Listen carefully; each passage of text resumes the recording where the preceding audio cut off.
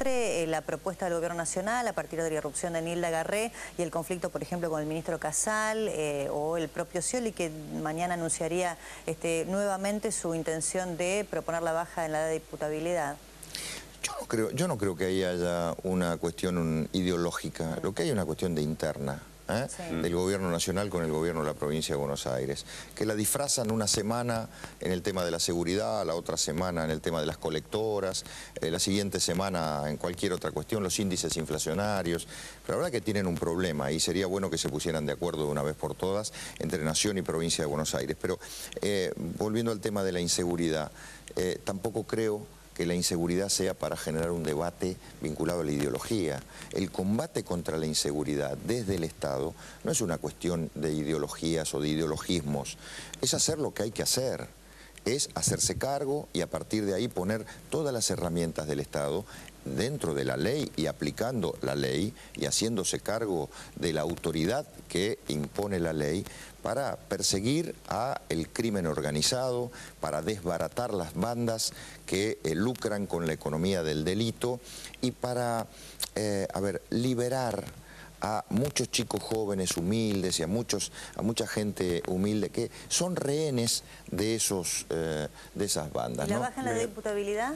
Yo tampoco creo que la baja en la edad de imputabilidad por sí sola sea una herramienta para combatir la inseguridad. Es más, precisamente porque no creo en eso, fui uno de los senadores que impulsó, que promovió y que sancionó junto con muchos otros senadores la ley o la media sanción, porque hoy tiene media sanción, que está en diputados para darle fuerza de ley a lo que denominamos un régimen penal juvenil, que es una cosa integral, en la cual sí hay una disminución de 16 a 14, pero no por sí sola, porque insisto, no creo que esa sea una herramienta por sí sola, pero sí lo que hay es un juzgamiento de los 14 a los 18 años distinto de los adultos. Ahí hay juzgamiento distinto, hay penas diferentes, hay tribunales diferentes y hay institutos donde cumplen las sanciones diferentes a lo de los adultos. El día que tengamos esa ley,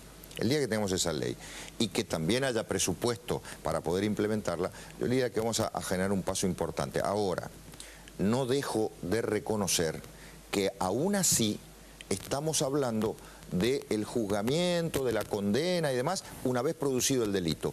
Para poder irnos hacia las causas por los que los jóvenes cometen delitos, hay que profundizar en una cuestión que tiene que ver con el desamparo, tiene que ver con la falta de contención, tiene que ver con una cuestión de la educación. La verdad que yo estoy muy preocupado hoy, y ya tiene que ver con uno de los aspectos centrales de mi programa, de mi propuesta, con la caída de la educación pública, la caída de calidad de nuestra educación y que tiene que ver con que muchos jóvenes a partir de ahí no encuentran un proyecto de vida, no tienen un proyecto de vida que los contenga, ni un Estado que los contenga y terminan...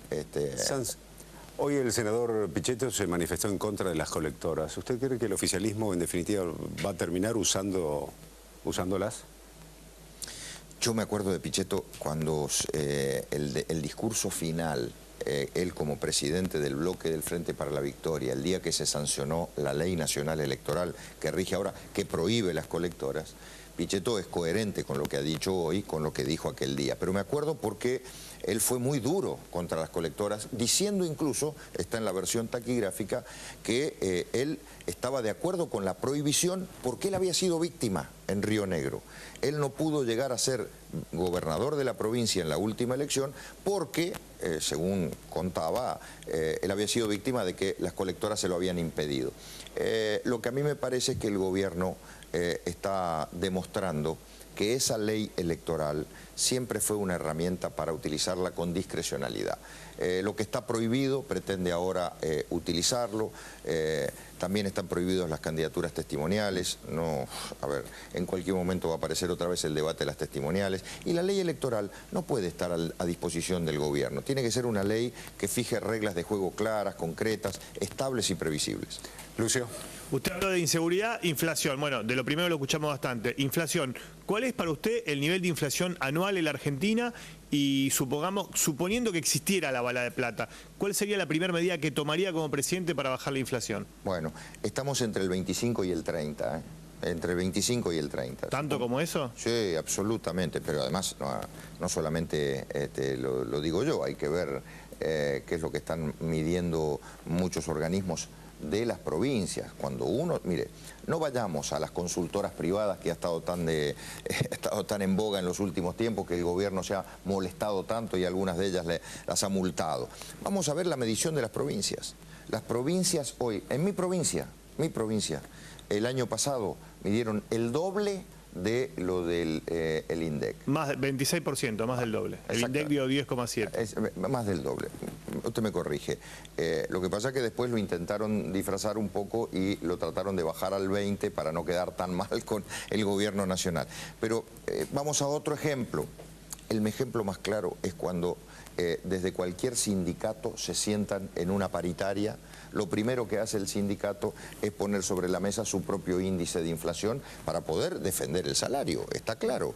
Y ningún sindicato se ha sentado en paritarias con menos del 26 o el 28%. Bueno, es el diagnóstico. Es el diagnóstico. La bala de plata.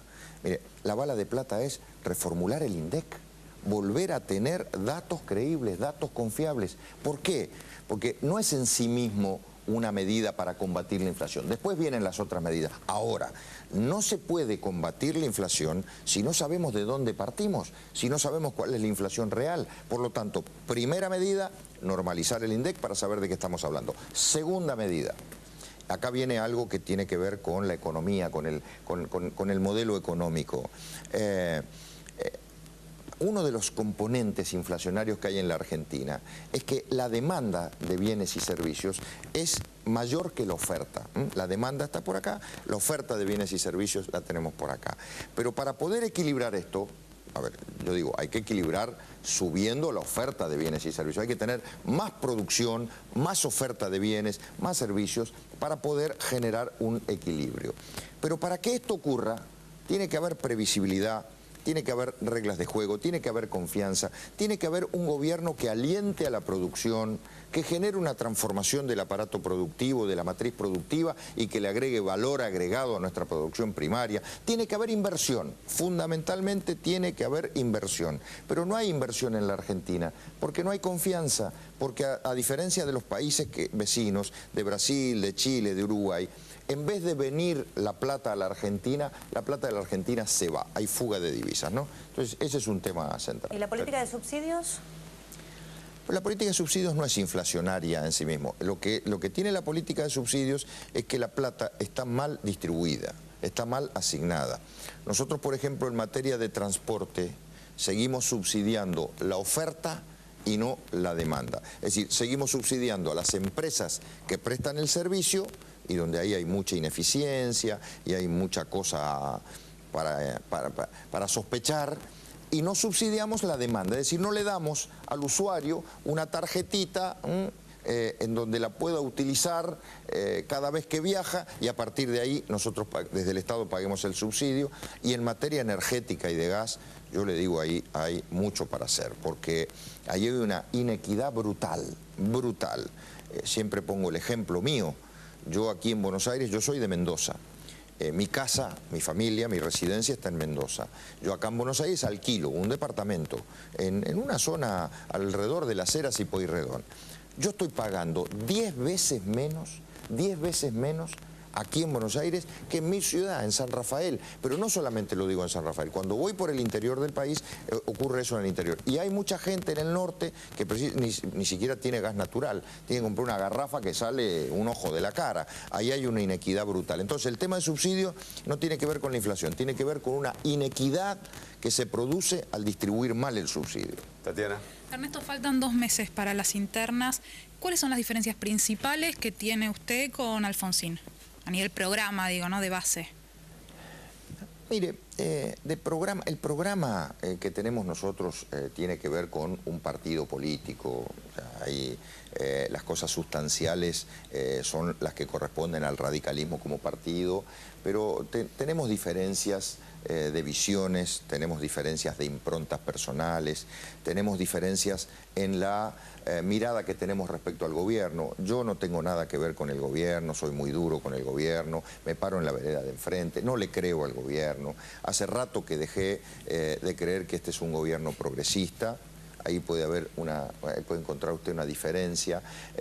Otra diferencia tiene que ver con que yo para cada acción de gobierno, para cada diagnóstico, yo tengo una propuesta concreta de gestión. Yo no creo que solamente el diálogo, solamente el consenso o la búsqueda de denominadores comunes entre las fuerzas políticas sea una herramienta por sí de gestión. Creo que hay un punto donde el presidente de la Nación tiene que decidir. Tiene que decidir, tiene que tomar el toro por las astas. Yo quiero ser presidente para decidir, para dialogar seguro, para buscar consenso seguro, pero también para decidir porque me doy cuenta que en la Argentina el consenso y el diálogo son necesarios, pero en algún punto, insisto, el presidente tiene que decidir. En su pensamiento, si llega a ganar la interna en el radicalismo y usted es el candidato a presidente, ¿le ofrecería algo concreto a Alfonsín, a Ricardo? Déjeme que llegue al 30 de abril. Déjeme que llegue al 30 de abril. Primero, quiero ganar. ¿Y esa noche probablemente usted pueda tener definiciones, pero no me parece oportuno contarlo antes. ¿Lo ve a Cobo fuera de la carrera dentro de lo que es la interna radical? A ver, la de Cobos es una situación muy particular, porque el radicalismo como partido convocó a elecciones el 30 de abril. Y lo hizo haciendo gala de una profunda autonomía de decisión, de una madurez, en un momento en donde el gobierno, por esto que hablábamos recién, de las colectoras y de la ley electoral, el gobierno siempre quiso utilizar la ley electoral para tener un andarivel solo de acá a agosto, digamos que es ¿Teme que no se cumpla con la convocatoria interna de agosto? Yo tengo mis sospechas de que el gobierno pueda finalmente también utilizar la discrecionalidad. Entonces, ¿qué digo? El radicalismo tomó la decisión de convocar al 30 de abril. Lo hace también porque nosotros no estamos solos. Después del día 30 vamos a cerrar un frente, un espacio común con el socialismo, con el GEN. Vamos a cerrar una fórmula común, un programa común y vamos a tener de allí 5 meses hasta octubre. Si en el medio está lo de agosto, bueno, pero agosto ya quien se va a presentar va a ser un frente, con un candidato previamente votado por la interna radical. Entonces, quien no participe de esto y pretenda ir en soledad a agosto, lo puede hacer, porque la ley se lo permite, pero no creo que tenga la legitimidad política que va a tener el candidato que surja entre Alfonsín y yo en la elección interna del 30 de abril. Hay muchos egoísmos, porque usted sueña con un panradicalismo, allí como que todo aquel que tenga una raíz radical en un momento estén todos en un mismo partido y tirando todo para un mismo lado, que hoy están bastante dispersos. ¿Eso no se logra porque hay muchos egoísmos en cada uno de los personajes principales? Probablemente, mire, probablemente no, por ahí no voy a ser tan duro en juzgar que hay egoísmos, pero sí creo que muchas veces se ponen encima de la mesa las diferencias y se dejan de lado las coincidencias. Y creo que el gran desafío de la política en la Argentina, la gran asignatura pendiente que tiene la política en la Argentina, es poner sobre la mesa las coincidencias y minimizar, dejar a un costado las diferencias, ¿no? ¿Con quién van a armar en la provincia? ¿Con Margarita? ¿Con Stolbizer? Vamos a hablarlo eso. Yo creo que eso va a tener una definición después del 30 de abril. Primero hay que elegir presidente. Y el que sea electo presidente va a tener una palabra, yo le diría, importante en el armado de todas las provincias, sobre todo en aquellos distritos más grandes, ¿no? La provincia de ¿A usted le Buenos gustaría Aires. tener a Margarita Stolbizer como candidata en la provincia? Yo, igual que lo que dice la propia Margarita, yo me considero muy amigo de Margarita, he hablado mucho de esto de ella, y Margarita siempre se queja de que los radicales la mandamos siempre a el cargo de candidata a gobernadora. Y dice, ¿por qué? A ella, por ejemplo, le gustaría ser jefa de gabinete en un gobierno radical, y a mí me parece bien. Podría encabezar la lista de senadores nacionales, y a mí también me parece bien. O sea, no solamente puede ser una muy buena candidata a gobernadora, que de hecho lo puede ser, pero hay que discutirlo en el conjunto esto. Usted dijo hace poco, Sanz, Si soy presidente, a Moyano lo meto preso. Bueno, no es la frase exacta. Yo lo que dije es que si soy presidente, voy a investigar a todos aquellos que no hayan cumplido con la ley, a todos aquellos que hayan usado de manera incorrecta los fondos desde el Estado, a todos aquellos que tengan alguna cuenta pendiente que rendir.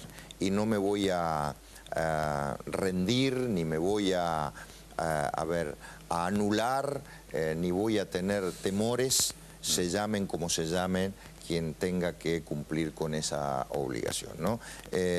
Y lo puse como ejemplo porque me parece que él en algún momento dijo también que si no le gustaba el gobierno electo en octubre, se iba a encargar de desestabilizarlo. Y la verdad que yo no creo que ninguna persona, por más poder que tenga, por más privilegios y prebendas que haya obtenido en algún momento de la historia, como este momento, puede poner en vilo a 40 millones de argentinos o a un sistema democrático que felizmente está consolidado, ¿no?